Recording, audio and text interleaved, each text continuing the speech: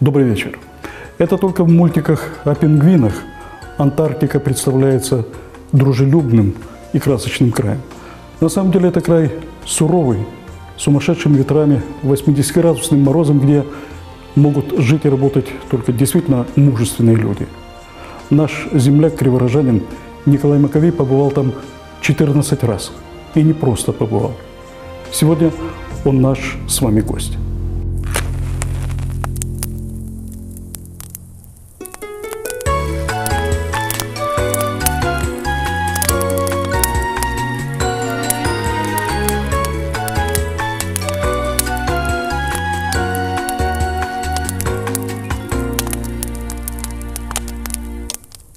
Маковей Николай Иванович. Участник 14 антарктических экспедиций. Участник санно-гусеничных походов на полюс холода и недоступности Южного полюса от станции «Восток» при температуре минус 86 градусов по Цельсию. Николай Иванович, добрый вечер. Добрый вечер. А вот скажите честно, я смотрю на наших ребят-операторов, у них еще руки с улицы от мороза не отошли. А как вам такая температура сейчас здесь? Вы знаете, вот я и по радио сегодня слышал, там по телевидению, минус 20, минус 25 будет, до минус 30. Не выходите часто на улицу, согревайтесь чаем. Ну, а вы представьте, когда мне пришлось работать, и пусть все так телезрители тоже обсудят это, при минус 86, 60 дней теми ж тропами, что покорил Руаль Амундсен и погибшая экспедиция Роберта Скотта. Николай Иванович, я вот сразу вас хотел спросить об этом. Насколько я знаю, вы жизнь свою трудовую начинали машинистом тепловоза. А как вообще в Антарктику вас занесло, скажем так?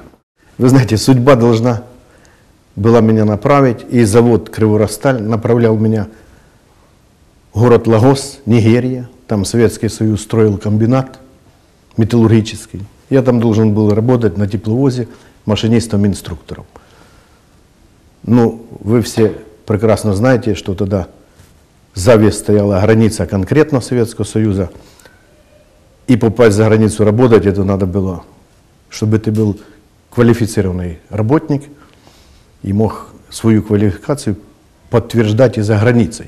То есть случай определил, Да. что вы с теплого края попали не в теплый, как-то да? по случайности, так что документы попали в Москву, и меня посчитали, что лучше я должен работать в Антарктике. У меня как раз именно для Антарктики подходил диплом. В армии я был механик-инструктор первого класса танков и тягачей, те, что работают в Антарктике.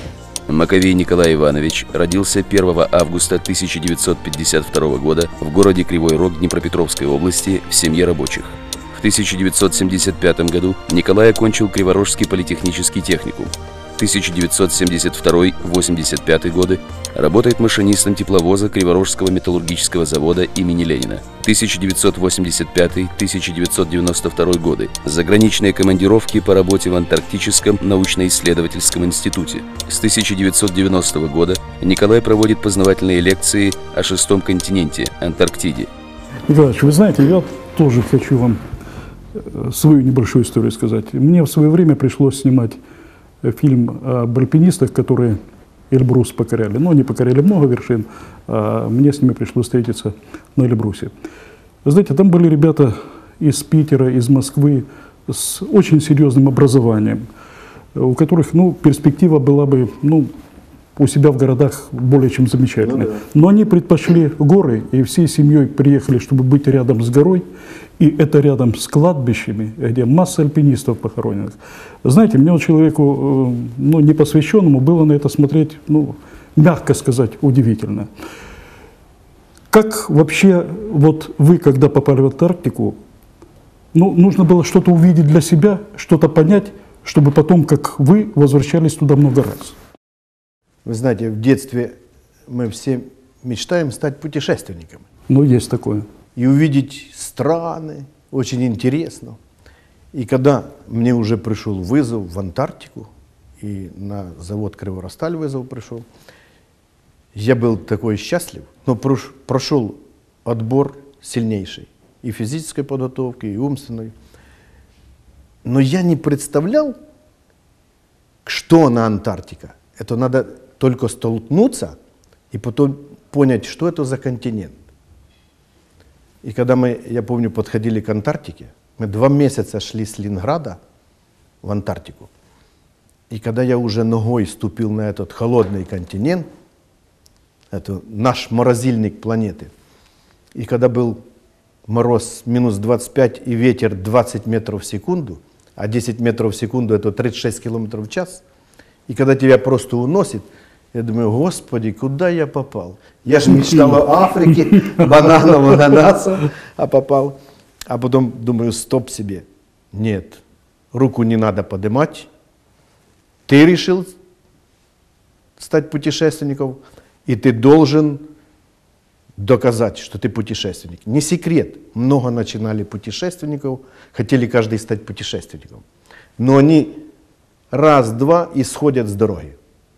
Великие путешественники. И чтобы стать путешественником, 14 раз в Антарктике побыть, надо просто иметь характер и полюбить этот континент, и полюбить свою профессию. Вот, кстати, о любви.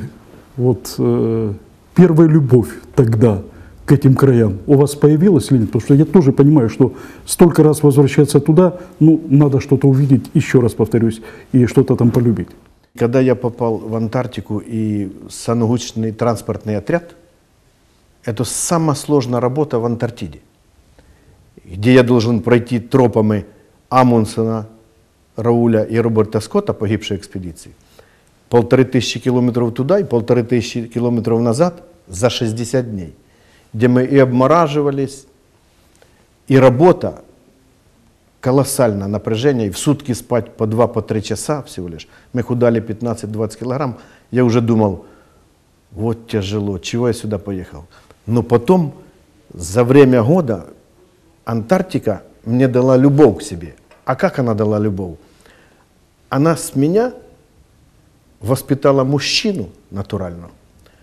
Она воспитала дружбу, понимание к коллективу. Она дала доброты.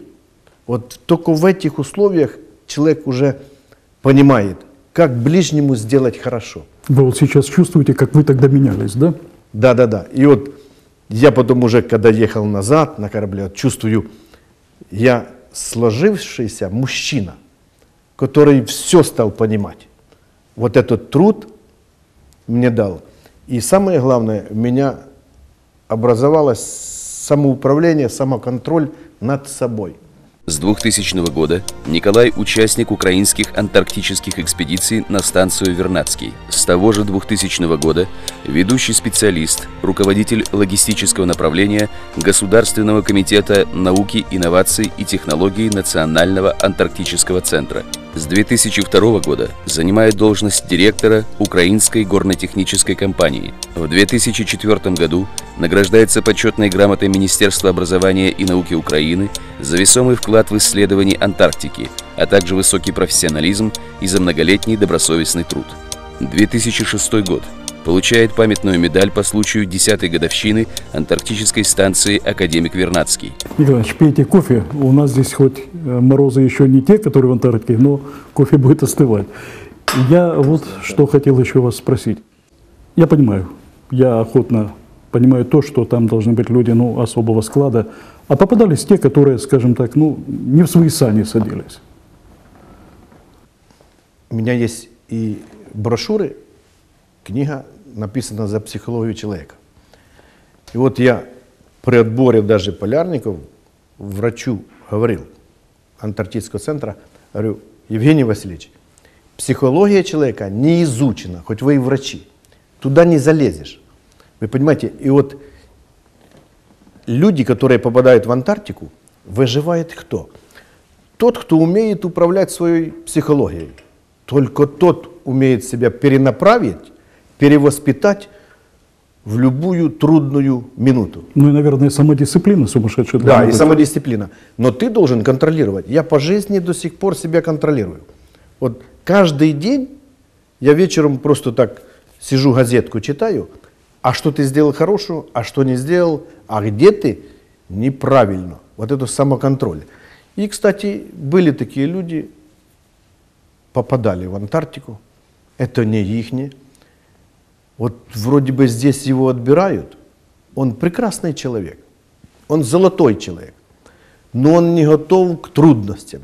Именно там, в Антарктике. Все до конца здесь выяснить просто невозможно. Невозможно, невозможно. Как я говорил, в психологию человека не залезть. И вот когда начинаются трудности, он ломается.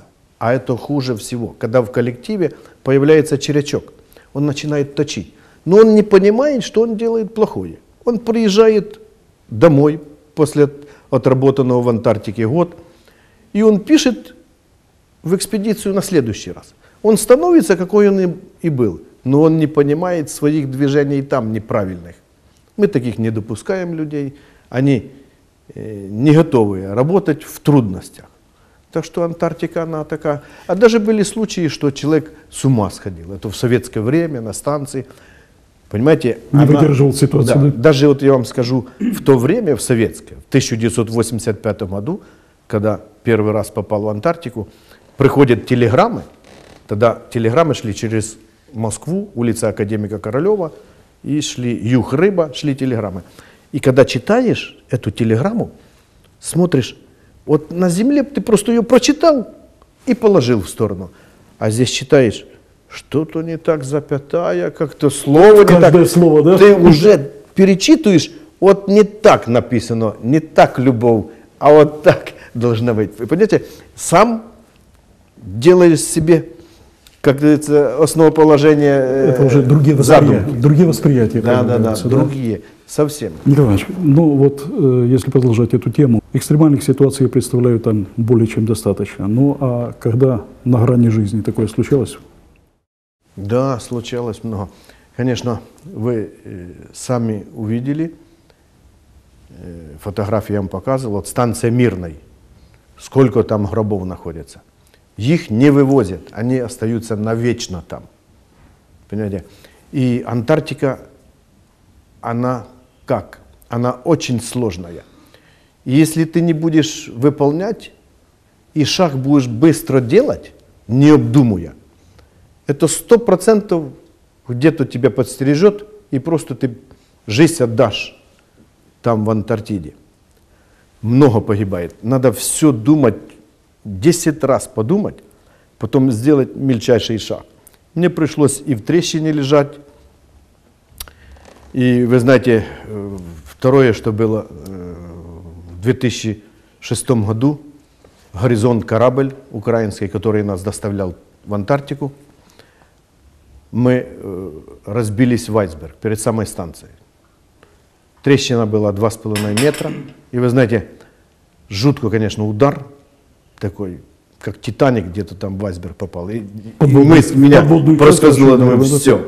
И корабль начал крениться сразу, и пробоина, вода начала поступать, сработала сигнализация. И вода -1,5 в Антарктике. Это, ну, спастись 0 вариантов. Ну и как все-таки? И вы знаете, до нашей станции оставалось где-то 500 метров. Потом потихоньку корабль подошел к станции, и вот именно там мне пришлось возглавлять эту аварийную ситуацию. Наша первая задача была, 2 водолаза у нас на станции были, и мы 2,5 суток задраивали днище, пробоину. Надо было, задача, завести пластырь на пробоину, чтобы сила прибывающей была меньше, чем откачивающая. Это с внешней стороны или с внутренней? С наружной стороны. И вот это мы заводили там и веревками, и матрасами. Ну, в общем, все-таки мы победили. 2007 год. Николай Иванович награждается почетной грамотой Министерства образования и науки Украины за активное участие в антарктических экспедициях, проявленное мужество, профессионализм, образцовое выполнение поставленных задач. 2007 год. Вступает в партию регионов. Принимает участие в 31-м консультативном совещании стран по вопросам договора об Антарктике. С 21 апреля 2009 года Маковей Николай Иванович является членом украинского клуба путешественников «Киевская Русь». 22 апреля 2009 года. Награжден званием почетного гражданина города Кривой Рог. Вот после таких случаев, как, допустим, тот, когда вы пробоину заделывали или движок доставали, Вот после такого дня С приходишь, айсберга падал. приходишь, тоже между двумя айсбергами. приходишь на станцию в тепло, и появлялась мысль, к морю бы сейчас, да к тепленькому. Ну, мы себя, знаете, как у нас есть где подогреться, там, на станции. Море-то, конечно, хорошо, но у тебя есть и работа, причем это престижно, государственная работа. Ты представляешь свое государство, то если и погреться там, то мы, конечно, делаем сауну, и плюс даже купаемся в океане -1,5. Ну, недолго так, раз окунулся, И у в нас сауну. прямо с сауны ступеньки в океан. Так окунулся, и бывает со льдом, вот так обнимемся, и быстро назад. А так, конечно, хочется на море побывать. Я предпочитаю Крым. Николай Иванович, а вот вы сказали, представляешь свое государство. Я, если правильно это вычитал, в этих краях работают специалисты более чем из 40 стран. И я понимаю, что там нужно быть еще и дипломатом, ну, кроме того, что достаточно контактными людьми, для того, чтобы, ну, я понимаю, аура в этих условиях между людьми должна быть, ну, совсем иная, нежели бывает, скажем так, здесь, на обычной земле. Вот как строятся отношения там? В Антарктике сейчас находится 38 государств Антарктического договора. И недаром уже в 1959 году, в 1959 году, тогда было 12 государств, подписанный договор о помощи, взаимопониманию друг другу. Только в Антарктике мы безвозмездно друг другу помогаем. И если что-то случается, мы связываем с другими станциями мира. И если что-то случается, любое государство, если есть возможность, идут на помощь. Там вот если бы все люди так понимали друг друга, как в Антарктике, и такое было отношение друг к другу, это было просто... Другая планета была. Другая да? планета – это просто другая человечность. Вот там она заставляет дружить, понимать. Я, кстати, в 2009 году был на 31-м от Украины консультативном договоре о переподписании.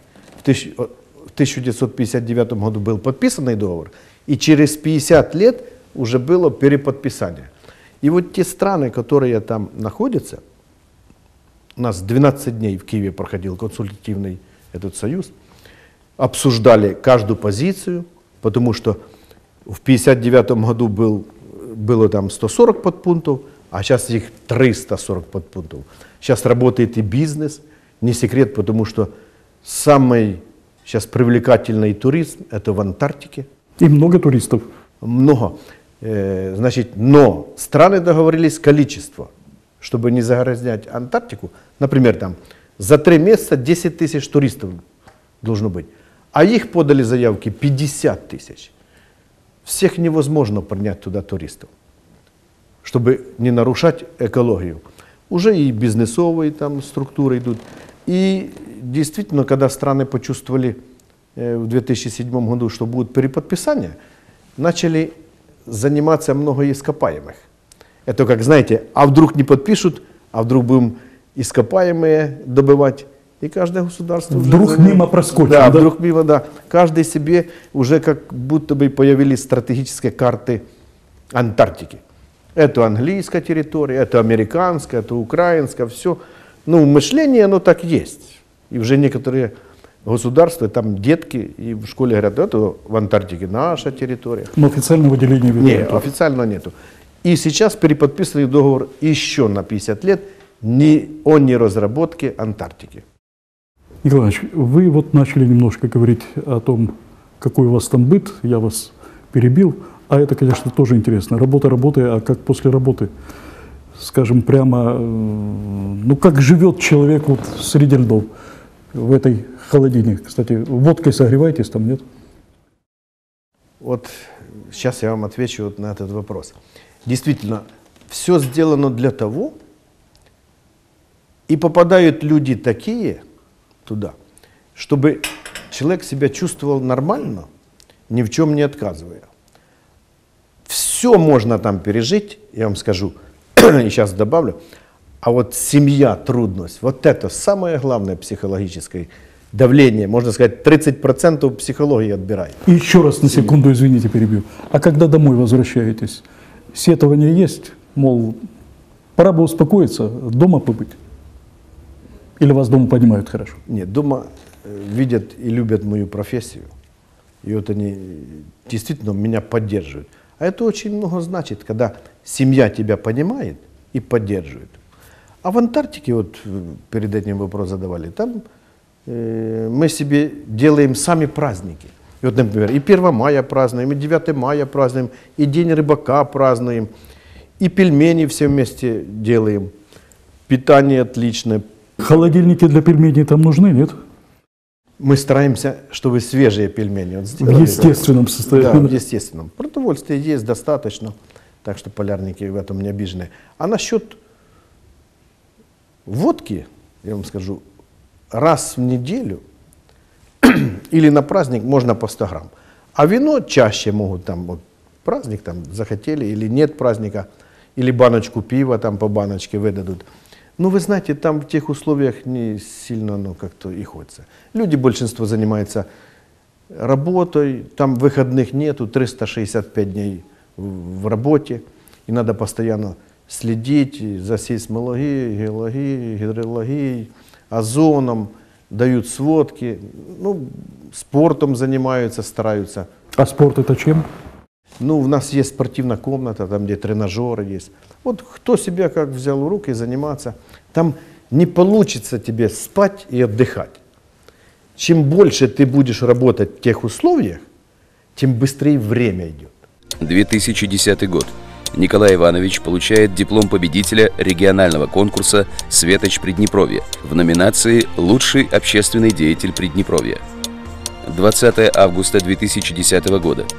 Указом президента Украины Виктора Федоровича Януковича Николай Иванович Маковей награжден орденом за заслуги. С 2010 года Николай Иванович – депутат Криворожского городского совета 6-го созыва. 14 апреля 2011 года. Николай Иванович награжден орденом князя Владимира. 2012 год. Награждается нагрудным знаком за участие в развитии Днепропетровской области. Последний, наверное, вопрос, но меня это тоже очень интересует. Вы вообще человек верующий. Я читал, что в Антарктике построена часовня, и что все то, что в ней установлено, это освещалось на вашей родине, в Кривом Роге. Это так? Да. Значит, в 2011 году это историческое событие. Значит, на нашей станции и у меня в задачу входило построить часовню. Часовня находилась на китайской станции Великая Стена в Антарктике. Уже туда передана кораблем с Пуэнто-Арена, с Чили. Наша задача была зайти на китайскую станцию. У нас была пресс-конференция, я поблагодарил китайскую сторону за сохранение часовни, забрали часовню. И буквально за 2,5 дня мы должны собрать часовню. И разгрузку сделать, продовольствие, и топливо, чтобы так сделать, чтобы полярники потом год спокойно работали. Без этого полярник не может работать. За 2,5 суток мы сложили часовню, а в Антарктике среди всех государств только 3. Церковь на Белюсгаузен станции находится, католическая на чилийской станции, и у нас часовня уже на украинской станции. И вот на этом историческом событии были 20 австралийцев, туристы, присутствовали, когда открывалась часовня. Потом экипаж российский и наши 2 экспедиции. Значит, в эту часовню была доставлена единственная икона святого Николая, который оберегает путешественников, помогает. Да, да. Она была предоставлена от города Криворога и Днепропетровской области. Ириней, священнослужитель Днепропетровский, освящал ее тоже в городе Кривом Роге. Она сделана с сусального золота, прошла историческую документацию, что она нигде там не завезена, не украдена, чтобы таможня пропустила. И вот эту икону мы поставили в нашу вновь построенную часовню. Так что вот такое историческое событие. Я имею информацию, что полярники туда, когда тяжело, потому что там полгода ночь, полгода день, и они приходят и молятся. А оно, знаете, вот в тех условиях ты помолился и вроде бы чуть-чуть с себя снял такую напряженность. Так что да, действительно, есть уже икона от Днепропетровской области, от города Кривого Рога. Я понимаю, вы сейчас в очередное путешествие, скажем так, когда поедете туда, обязательно там побываете, да? Обязательно, да, обязательно побываю. Может быть, будем смотреть сейчас два варианта, или экспедиция. Это будет как раз 15-та, завершающая, я думаю. А там не знаю, как эту звездочку покажет. Жизнь покажет. Эту звездочку антарктическую я не отпускаю. Вот ее как взял в 1985 году и так держу. И она действительно мне дала очень много учения. Причем учения правильного. Я еще называю золотой архив мой. И жизненной мудрости, наверняка. Жизненной мудрости, да. Николай, я вас искренне благодарю за очень интересный разговор, интересный рассказ. Я вам желаю счастливого пути, наверное, раз вы вновь туда собираетесь. Спасибо, спасибо. Спасибо, Очень спасибо большое. еще раз. Спасибо.